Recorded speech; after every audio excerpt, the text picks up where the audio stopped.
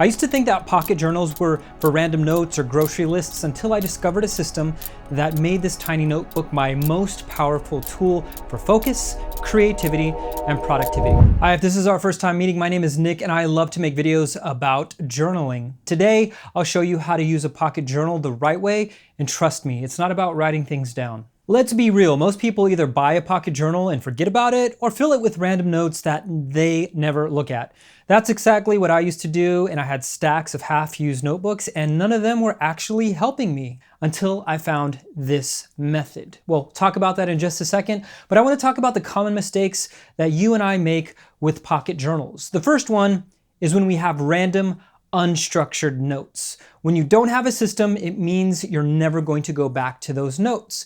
That means that it could be unclear writing, it could be no date, no time, or context, so you actually can't do anything with those notes. The second thing is maybe writing too much. This overcomplication of writing in a pocket notebook actually defeats the purpose of its tiny size. You might feel great after bringing all of those words onto the page, but you can't do anything with it.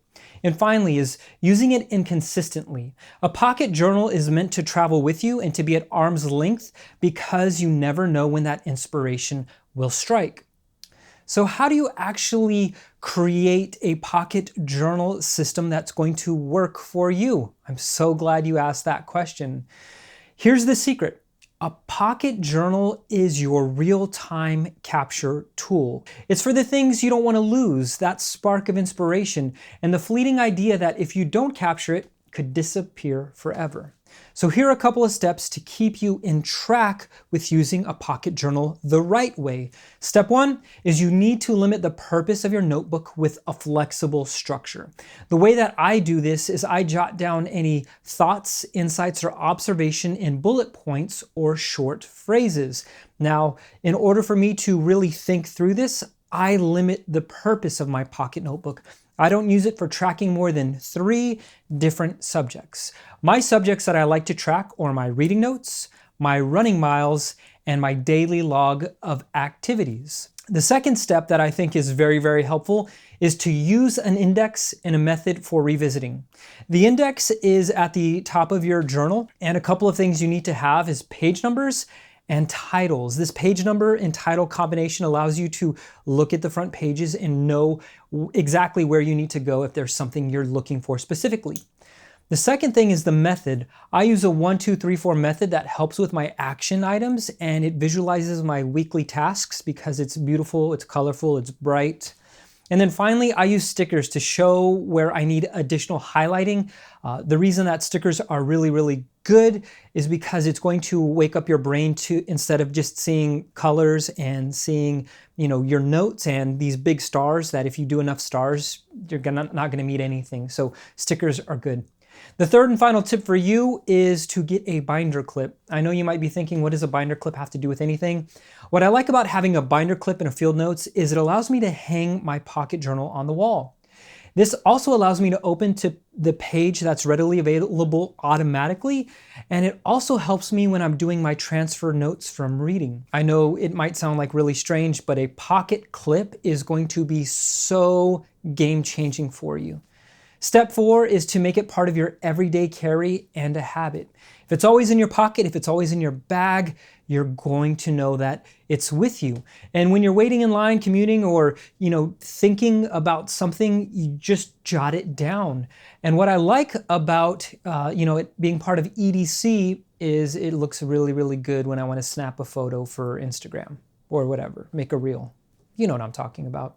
So my personal transformation with a pocket journal came in September 22nd of 2024. I started to stay on top of my daily tasks with the 1, 2, 3, 4 method.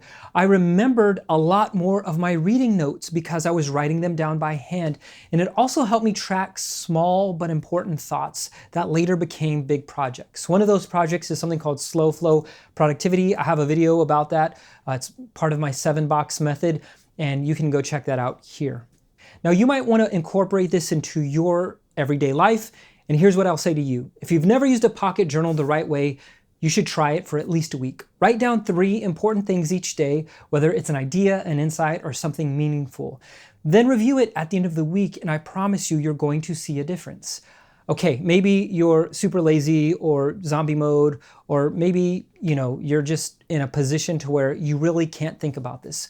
I'm going to give you a hack right here. There are two great field notes. One of them is called Ignition. You might have to search for it because they were made back in 2021 and they were only a limited run.